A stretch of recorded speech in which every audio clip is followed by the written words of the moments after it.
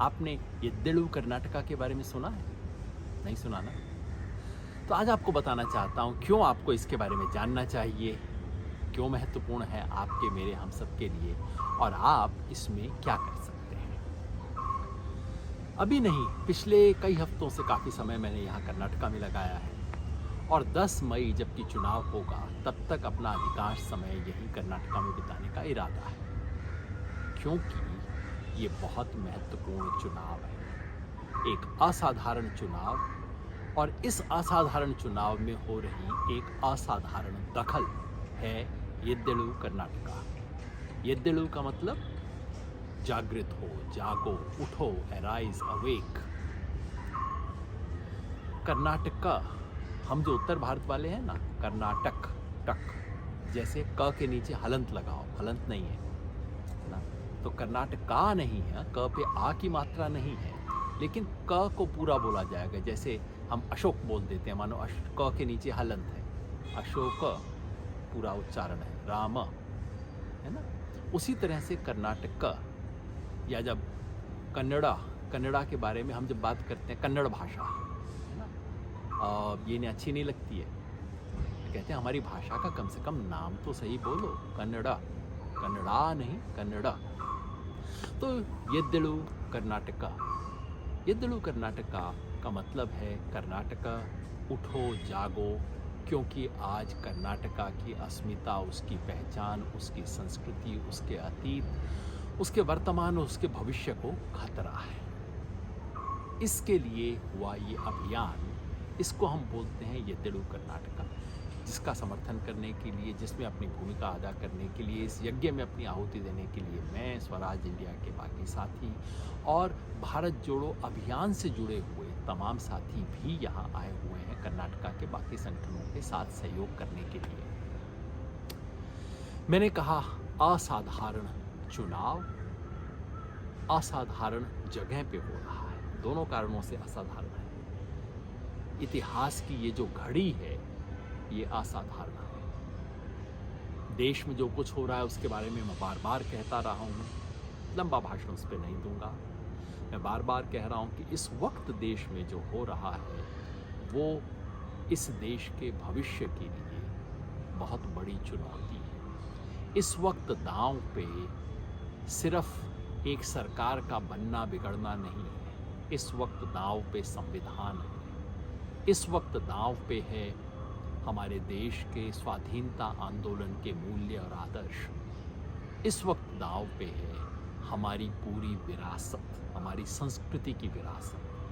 कभी कभार ऐसे मौके आते हैं कि राजनीति में इतना कुछ दांव पे लगा होता है और इसलिए राजनीति युग धर्म बन जाता है। इस वक्त ये सब कुछ दांव पे है और देश में धीरे धीरे चीज़ें गिरने लगीं और एक ऐसा मौका आया जब लोगों को लगा अब तो कुछ हो ही नहीं सकता, छोड़िए ना, अब आगे की बात छोड़ दीजिए, यही होगा।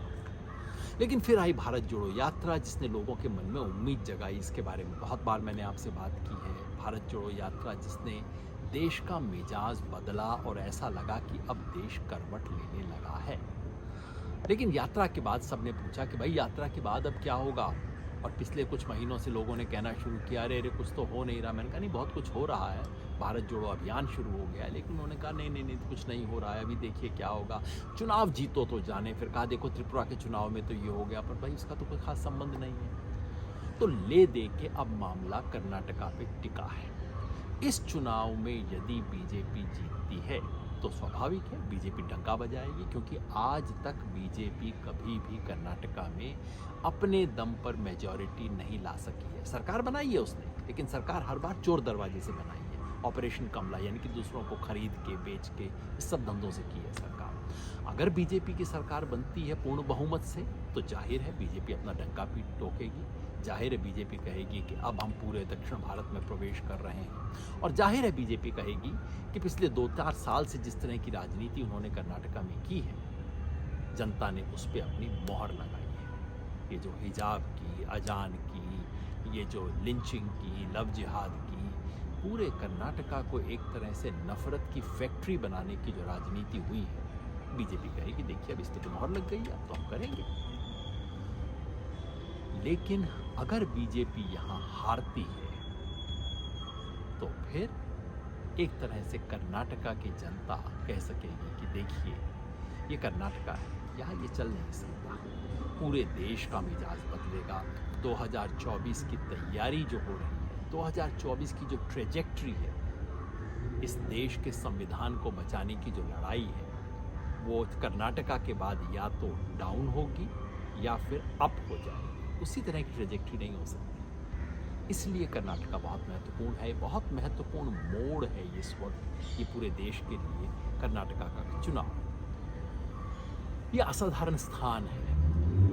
हम उत्तर भारत के लोग कर्नाटका के बारे में इतना जानते नहीं है। मेरा सौभाग्य रहा है कि पिछले 30 साल से, चूँकि मेरे गुरु किशन पटनायक कर्नाटका अक्सर आया करते थे, यहाँ के समाजवादियों से बहुत रिश्ता था, तो प्रोफेसर नंजुंडस्वामी को मिलने का मौका मिला, यहाँ कर्नाटका के तमाम बुद्धिजीवियों से मिलने का मौका मिला, प्रोफेसर अनंत मूर्ति से और DR नागराज से। यहाँ की दलित आंदोलन, यहाँ का किसान आंदोलन सबसे परिचय हुआ और पता लगा कितनी असाधारण जगह है। हम लोग कर्नाटका को आजकल सिर्फ इन्हीं कुछ 2-4 चीज़ों की वजह से जानते हैं कि साहब वहाँ देखिए बीजेपी आ गई, वहाँ हुबली के ऊपर, ग्राउंड के ऊपर धक्का फसाद हो गया, वहाँ लिंचिंग हो गई, वहाँ देखिए लड़कियों को स्कूल जाने के हिजाब के बारे में कंट्रोवर्सी हो गई। लेकिन ये कर्नाटका नहीं है। कर्नाटका का बहुत गहरा इतिहास है और हम हिंदी वालों को एटलीस्ट पता होना चाहिए कि भाई ये जो भाषा है कन्नड़ा, ये हमारी हिंदी से बहुत प्राचीन है। जैसे हिंदी के लिए हम कहते हैं संस्कृत इसके मूल में है, तो कन्नड़ की भी, कन्नड़ा भाषा की भी एक मूल जो प्राचीन कन्नड़ा है वो भी है। तो बहुत गहरी पुरानी परंपरा, भाषा, संस्कृति है। 10वीं 11वीं सदी में यहाँ की जो वचनकारों की परंपरा है, जिसमें बसवन्ना का नाम हम सब ने सुना होगा, वो समता का संदेश दे रहे हैं, पूरी दुनिया को बदलने के, उस तरह की बातें जो समझ के लगता है कि अच्छा 20वीं 21वीं सदी में हमने समाजवाद और नारीवाद कह के क्या नई बात कर ली है, तो हमसे 1000 साल पहले कह चुके हैं। उस कर्नाटका में जिसकी इतनी गौरवमयी परंपरा है, यहाँ कर्नाटका में आके पहली बार मैंने देखा कि दलित आंदोलन और किसान आंदोलन के नेता एक साथ मंच पर बैठते हैं। कर्नाटका में मैंने देखा कि यहाँ गांधी और अंबेडकर का नाम दलित आंदोलन में एक साथ लिया जाता है। कर्नाटका में आके मैंने देखा कि किसान आंदोलन यहाँ भविष्य की, इकोलॉजी की, पर्यावरण की बातें कर रहा है। कर्नाटका 2 कदम आगे पूरे देश से। उस कर्नाटका में आज ये प्रयोग हो रहा है, आज ये इम्तिहान हो रहा है, ये परीक्षा हो रही है। ये कुरुक्षेत्र है और इस कुरुक्षेत्र में कौरव कौन है ये तो आप सब जानते हैं। वो जो कि कर्नाटका को घृणा की राजनीति में, नफरत में झोंकने के लिए खड़े हुए हैं। और पांडव कोई पार्टी नहीं है, पांडव कर्नाटका की जनता है। ये बीजेपी और कांग्रेस का परीक्षा नहीं है, ये कर्नाटका की परंपरा और जहर, इसके बीच का संघर्ष। इस संघर्ष में एक अनोखा प्रयोग हो रहा है, येद्देलु कर्नाटका। मैंने आपको बताया भारत जोड़ो यात्रा के बाद हम लोगों ने मिलके भारत जोड़ो अभियान बनाया। भारत जोड़ो अभियान की इस वक्त पूरे देश भर में बैठकें हो रही हैं, उसका एक मेंटर ग्रुप बन चुका है, उसकी एक राष्ट्रीय परिषद बन चुकी है, वर्किंग ग्रुप है, काम शुरू हो गया है। पूरे देश भर में तैयारी 2024 के लिए, और सिर्फ 2024 के लिए नहीं, जो भी परिणाम होता है अगले 7, 8, 10 साल, ये तो लंबा संघर्ष है, हमें करना है, उसकी तैयारी हो रही है। लेकिन उस पूरी तैयारी का पहला पायलट है कर्नाटका। तो कर्नाटका हम आए और देखा कि यहाँ कुछ साथियों ने पहले से ही जो हम काम करना चाहते थे हमसे बेहतर शुरू कर रखा है। सहबाड़वे करके यहाँ एक अभियान चला सांप्रदायिकता के विरुद्ध। सहबाड़वे मतलब सद्भाव जिसको हम कहते हैं। तो हम उनके साथ जुड़ गए और तमाम धाराएं फिर एक साथ मिली। कर्नाटका के किसान संगठन जो कि रैयत, कर्नाटका राज्य रैयत संघ के अलग अलग संगठन है, किसान सभा के लोग भी हैं, वो जुड़े। कर्नाटका के दलित संघर्ष समिति के अनेक फैक्शन हैं, वो लोग हमारे साथ आके जुड़े। कर्नाटका में जनता के अधिकारों के लिए जो संघर्ष कर रहे हैं, लोकतांत्रिक अधिकारों के लिए, वो तमाम संगठन थे। हम भारत जोड़ो अभियान के लोग थे। अल्पसंख्यक समुदाय के, जो अल्पसंख्यकों के अधिकारों की रक्षा के लिए जो आंदोलन चल रहे हैं, वो लोग जुड़े और सब लोगों ने मिलकर बनाया येद्देलु कर्नाटका। इस उद्देश्य से कि इस चुनाव में हम एक नई तरह की दखल देंगे। अब आंदोलन वाले लोग चुनाव के वक्त जाते रहे, हम भी बंगाल के समय गए थे, उत्तर प्रदेश भी गए थे।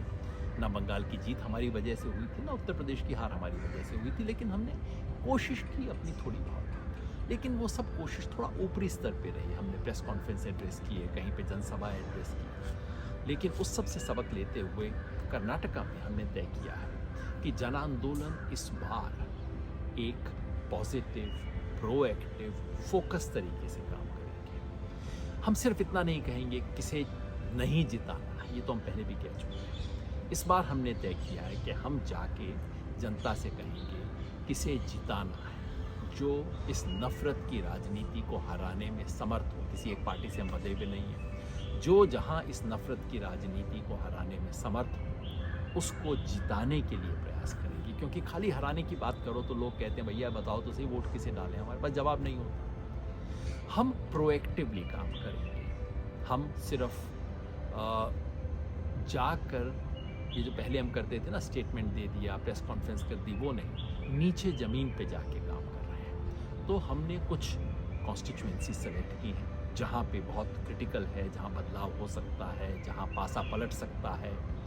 उन कॉन्स्टिट्यूएंसीज़ को सेलेक्ट करके हम वहाँ पे अपनी एनर्जी पूरी फोकस कर रहे हैं। और उन कॉन्स्टिट्यूएंसीज़ में जाकर भी हम देखेंगे अच्छा यहाँ किसानों में हम काम कर सकते हैं, यहाँ दलित समुदाय के इस हिस्से में काम कर सकते हैं, यहाँ तमिल समाज के लोग हैं, वहाँ के लोग आके बात कर सकते हैं, यहाँ फला तरह के मजदूर हैं, कामगार हैं, उनके साथ बात कर सकते हैं। तो हर जगह सेलेक्ट करके, फोकस करके हम काम कर रहे हैं। और साथ में कम्युनिकेशन, यानी कि भंडाफोड़ बीजेपी के, आरएसएस के झूठ का, इस तरह की पत्रिकाएं छोटे छोटे पैम्फलेट निकाल रहे हैं। मैंने उल्टा नहीं पकड़ा है, मैंने बिल्कुल ठीक पकड़ा है। ये कमल का फूल ही उल्टा है, आप बताइए क्या करें। इन्होंने पिछले 4 साल के राज में किस तरह का झूठ चलाया है, उसका पर्दाफाश करने के लिए ये छोटी सी पॉकेट बुक, मेरा सुझाव यही था कि पॉकेट बुक सचमुच जो है पॉकेट में आ जानी चाहिए, तो पॉकेट बुक हमने चलाई है। इस तरह के तमाम प्रचार प्रसार करके यहाँ के तमाम सोशल मीडिया पे, मीडिया से झूठे तंत्र का प्रचार को तोड़ने के लिए कार्रवाई कर रहे हैं। तो एक तरफ कम्युनिकेशन का काम कर रहे हैं, दूसरी तरफ ज़मीन पे जाके कैनवेसिंग का काम कर रहे हैं। दोनों चीज़ों को जोड़ते हुए ये दिलु कर्नाटका एक नए तरह का प्रयास कर रहा है। हम लोगों को तो कन्नड़ा आती भी नहीं है, यहाँ बैठे क्या करेंगे, जो कर सकते हैं। मैंने किसी को कहा भैया मेरे कहने से अगर 1.5 वोट भी कर्नाटका में पलटता है तो मैं उसके लिए 1.5 हफ्ता लगाने को तैयार हूँ। हम सब, ये देश के भविष्य का सवाल है। सवाल सिर्फ कांग्रेस बीजेपी का नहीं है, ये मेरा आपका सवाल है, हमारे बच्चों का सवाल है, इस देश के भविष्य का सवाल है। हम सब जो कर सकते हैं, तो तमाम साथी यहाँ आए हैं, अपने अपने तरीक़ों से योगदान कर रहे हैं। कोई कन्नड़ा नहीं बोलता तो कह सकता है कि चलिए मैं कंप्यूटर पर बैठ के आपकी एक्सेल शीट बना देता हूँ, मैं आपके लिए वीडियो एडिटिंग कर सकता हूँ। अगर ऐसा कुछ काम कर सकते हैं, वीडियो एडिटिंग का, शूटिंग का, दफ्तर में बैठ के काम करने का, या जो टीम गई है उसके साथ जाके इतना कह सकते हैं चलिए आप फील्ड में होके आइए, तब तक आपके इंतज़ाम मैं करता हूँ। और हर जगह हिंदी भाषी है, कर्नाटका के बहुत बड़े हिस्से में तेलुगु भाषी हैं, तमिल भाषी हैं, मराठी लोग हैं। ऐसे तमाम चीज़ों में जाके हम योगदान कर सकते हैं। तो ये दिलु कर्नाटका सिर्फ कर्नाटका के चुनाव का, कुछ स्थानीय किसी एक पार्टी की जीत हार का मुद्दा नहीं है, ये हम सब का अभियान है। हम सब इसमें जुड़ सकते हैं। आप चाहें संपर्क कीजिएगा, बताइएगा। और यदि आप कन्नड़ा जानते ही हैं तो आप संपर्क करके फ़ोन भी कर सकते हैं। यहाँ पे एक नंबर भी लिखा हुआ है, मैं तो कन्नड़ा पढ़ नहीं सकता लेकिन नंबर इंग्लिश में है, ये नंबर भी आप देख सकते हैं। इस पे हम संपर्क करें और इस अभियान से जुड़ें। नहीं तो यहीं फेसबुक पे हमारे संदेश में आप अपना संदेश भेजें, कहाँ कैसे जुड़ सकते हैं देश बचाने, देश बनाने के इस अभियान। बहुत बहुत